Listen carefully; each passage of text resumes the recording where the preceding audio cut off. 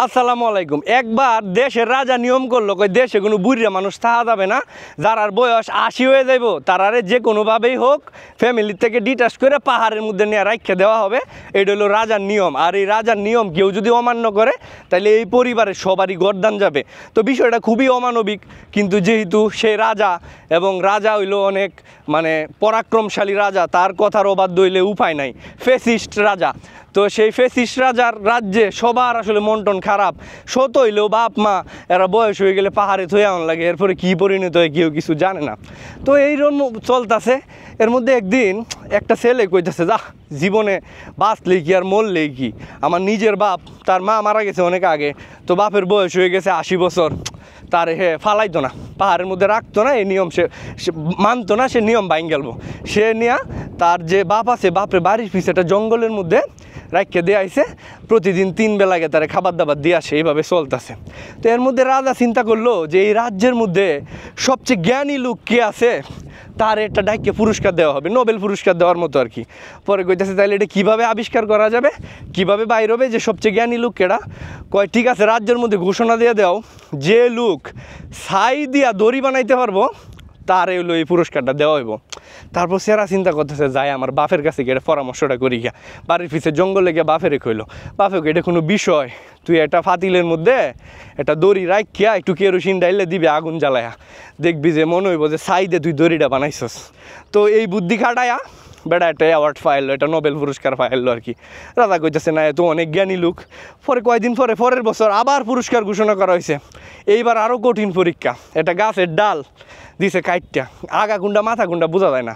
কয় যে ব্যক্তি এটা প্রমাণ করতে পারবো যে এটা আগা কুন্ডা মাথা কুন্ডা, তার জন্য এইবার নোবেল পুরস্কার। তো আবার এই সারা গেল 1 বছর পরে, তার বাপের কাছে গিয়ে কইতেছে, আব্বা এবার তো কঠিন পরীক্ষা, এই গাছের ডালটা দিছে, এই ডালটা কুন্ডা গুড়ি কুন্ডা আগা এটা খুঁজে বাইর করতে হবে। কয় তুমি এটা পানির মধ্যে বাসায় দাও, পানিতে বাসানোর পরে যে সাইডটা নিচের দিকে থাকবো বেশি ডুববে থাকবো এটা হলো গুড়িটা, আর যেটা হইলো একটু উপরের দিকে বাসা থাকবো কম ডুববো এটা হইলো আগা। তো এই বুদ্ধি খাটাইয়াও দেখা গেছে যে রাজার কাছ থেকে সে নোবেল পুরস্কার পাইয়া গেছে এইবারও। এর পরের বছর রাজা কইতেছে এইবার হবে আসল পরীক্ষা, আরও কঠিন পরীক্ষা। কি কঠিন পরীক্ষা? এই রাজ্যের মধ্যে কে আছে যে এরকম একটা ডুল বানাই পারবো, যে ডুলটা নিজে নিজেই বাজবো, কোনো বাদক লাগতো না, কোনো ডুলই লাগতো না, এটা কেউ এমনি এমনি বাজবো, ডুল স্বয়ংক্রিয় ডুল। পরে কইতেছে এইটা কেমনে সম্ভব, এই চিন্তা করে এই সেরা গেল আবার তার বাপের কাছে যাওয়ার পরে বাপে কইতেছে এটা কোনো বিষয়ই না, তুই এটা ডুল বানা, শেষে এক পাশে চামড়া তো লাগাইবি, পরে দ্বিতীয় চামড়াটা লাগানোর সময় তুই যেটা করবি ভিতরে কতটি মৌমাছি লাগাই দিবি।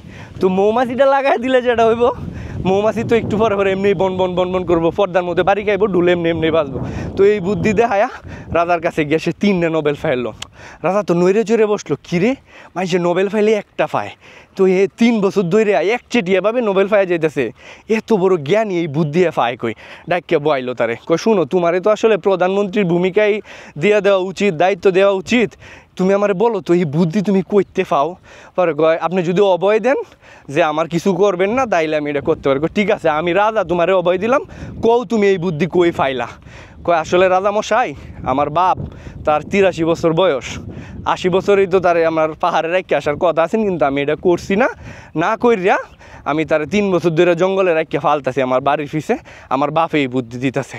রাজা কয় হাই রে, এটা তো বিরাট জিনিস, আসলেই তো পুরান চাল বাতে পারে, অভিজ্ঞতার তো একটা দাম আছে। তারপর সেই আইন আবার ডিসক্লোজ করে দিল যে না এই আইন হবে না, এই আইন মুক্ত করে দিছে যে এখন থেকে যার যত বয়সী হোক না কেন এরা হইলো রাষ্ট্রীয় সম্পদ, সিনিয়র সিটিজেন হিসেবে তারা ভাতা মাতা পাইব, বয়স্ক ভাতা পাইব, চিকিৎসা পাইব, এইভাবে চলতে থাকলো। তারপর কি প্রমাণ হইলো আসলে পুরান চাল কিন্তু বাতে পারে, এটা কিন্তু বাস্তব আলাপ।